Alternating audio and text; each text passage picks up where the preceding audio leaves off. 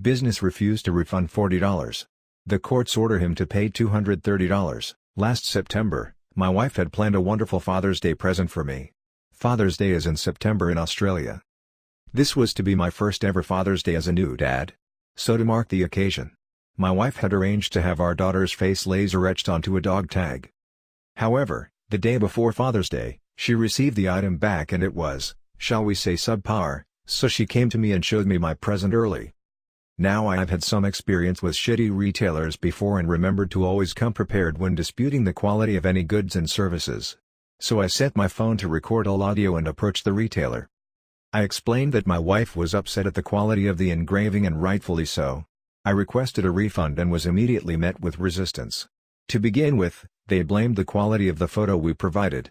Then when I disputed that, they said that laser engraving doesn't do depth very well and some faces can end up with some shadows missing.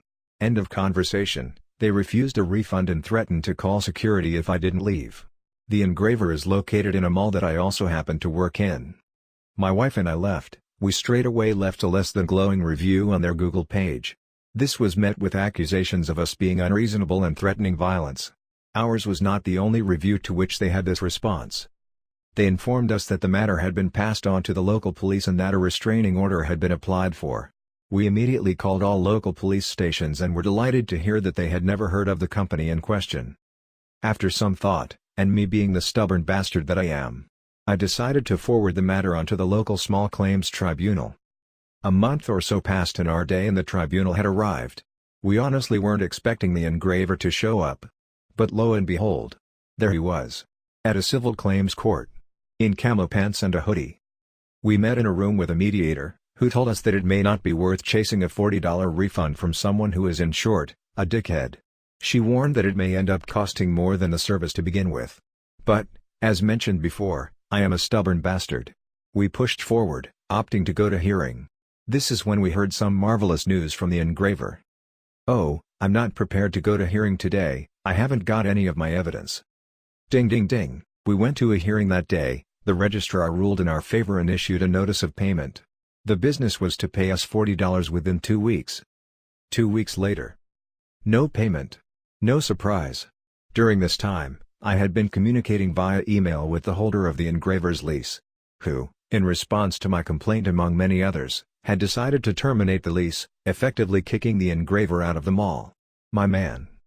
While the engraver was organizing a new venue for his business, I had filed a motion for a writ for levy of property, meaning the local sheriff was able to enter his premises and relieve him of merchandise to the value of the refund plus court fees, now totaling $139. I informed the engraver, asking him if he would like to settle like a reasonable person or have the sheriff pay him a visit. He was not a reasonable person. Once the writ had been issued, the fee then increased to $225. All I had to do was wait. And wait I did. Until March 13 this year, when the sheriff finally attended his new business premises.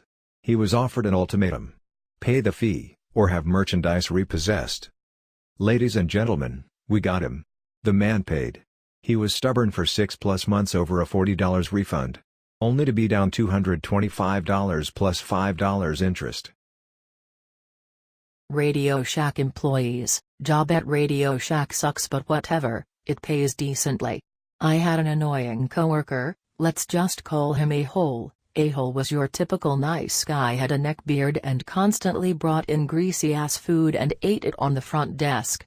Once he was done he refused to pick it up and said that I would have to pick it up.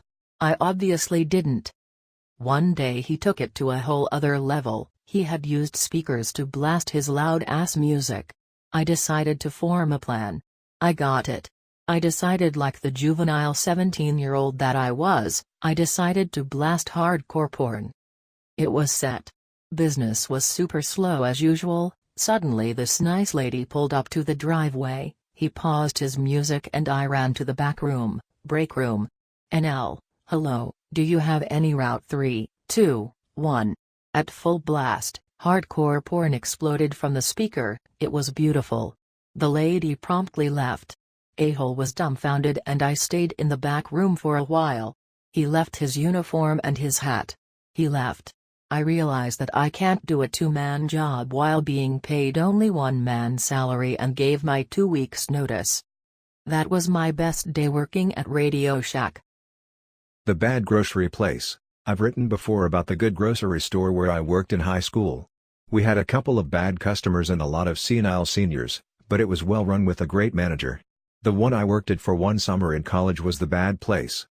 It was 1994 in a chain grocery store with a truly awful manager who was straight out of business school. He was also the regional office director's son, so he was Teflon. Anything that went wrong got pinned on an assistant manager and/or hushed up at the regional level. Awful had managed to install his mistress as one of the assistant managers. I only saw her in the store twice, and both times she was shopping. One of the times she didn't even pay. Awful paid no attention to people's time constraints. We had a bunch of teenagers there who were attending summer school. He didn't care. He scheduled however he wanted and left us to swap shifts among ourselves. I personally saw him tell one girl she'd have to miss school because he needed her on shift and she couldn't find coverage. Crazy illegal shit. He didn't care about legalities. Awful's belief was that if the computer would accept it, then it was fine. It was the early days of computerized payroll, so the system would take literally anything with no checks. He made the teenagers work hours they legally couldn't. I'm talking too late/too early and lots of overtime. If they complained, he threatened to fire them. That was his answer to everything, and work wasn't easy to come by in that area. There were teenagers in tears because he wouldn't let them take time for family vacations or they were being forced to miss tests at school. One guy was fired because he went to his sister's wedding. He'd warned Awful about it months in advance and it was a holiday weekend, so nobody could swap. Awful was very rarely, if ever, in the store his entire shift. He'd clock in, get the few really important things done, then leave. He'd come back in the middle of his shift to do the bank deposits, then be gone again until it was time to clock out. He assigned all his work to the latest fall guy assistant manager or other random employees. If he was the only manager on duty, he'd leave his badge for overrides on the desk in the office so we could grab it when needed to override register errors. All of this was massively against company policy. I mentioned in a previous post how National was pretty obsessed with mystery shopper reports, and got them directly from the company that did that stuff. We'd get all kind of conflicting instructions because National's edicts based on those and our regional director's policies would differ. Always fun. What I didn't mention was mystery shoppers were trivial to spot. They'd go straight to the bakery to price out a special order cake, then not buy it, complain about the price or ask any of the normal questions. They also went to the bathroom, the fish counter, asked for a price check, and made us unring something they decided they didn't want during checkout. There were other things on the list, but those are the obvious ones I remember all these years later. My last week at this shit show before I headed back to college, I spotted a blatant mystery shopper complete with notepad. Awful had bugged out shortly after open, the mistress was probably busy banging him, the other assistant manager had been fired for the last colossal screw-up, and the only other cashier on shift was at lunch. It was pretty dead as it was late morning, so no big deal. Except that I decided it was time for this shit show to get reported for what it was. When Mystery came up with her price check item, I forgot to hit the price check button and rang it up for real. Whoops. Time to go get the manager's override badge. I overrode it. Then I tossed that bad boy so hard it went all the way across the manager's desk and down into the sea of cables behind it in the corner. Whoops. I'm quite sure that if you went to the tapes this looked incredibly intentional. It was my last week. You could count the fucks I gave on no hands. Somewhere around this time, the other cashier, we'll call her Jenny, got back from her lunch break and I informed her that shit was about to get real. She might want to go home sick if she wanted some cover. Nah, Jenny giggled and wanted a front row seat. Besides, the lunch rush was coming. We had a construction area nearby and a lot of the guys came for the prepared foods for a cheap, hot lunch. We started to get the lunch rush and more of a crowd by the time Mystery made it up to my register to check out. Of course, she needed me to unring something for her checklist.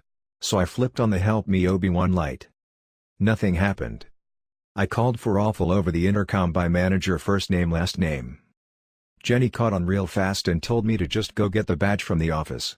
Awful first name last name must be doing the money drop or something. I pointed out to Jenny that was against company policy. She rolled her eyes and told me that's what Awful first name last name had said to do. Now, where was that override badge? I headed up to the office and made a good show of looking for it. Called down to Jenny asking if she had it. Nope. Jenny abandoned the big order she was ringing up and came up to the little office to give a cursory look around. This is where the whole story took a turn I hadn't gamed out. See, I was just going to give Mystery a very bad visit with many violations to report. There'd have been an embarrassing reaming from National and possibly even an investigation. Jenny had other plans. Jenny was going nuclear. Jenny apologized to the mystery shopper, but she was going to have to get in Jenny's line now. I couldn't void the transaction or log into 2 registers at once, so I was going to help her pack it up and Jenny would get to Mystery as soon as she could. Now, this is somewhat bullshit. While true as stated, we all knew how to unplug the registers to get them to reset and log us out. It was a dumb hack, but it worked. Thing was, there was almost zero chance Awful or Mystery knew that. Mystery must have loved her mystery shopping gig because she was the most cheerful screwed-over customer you ever did see. She smiled, assured us everything was fine and scribbled in her notebook the whole time. Literally while I'm loading up Mystery's card at my register, Jenny accidentally rang up a gallon of milk about 6 times. Whoops. No override card. No manager. No head cashier with any power either. Cost-saving cuts there the Awful made early in his days before I arrived.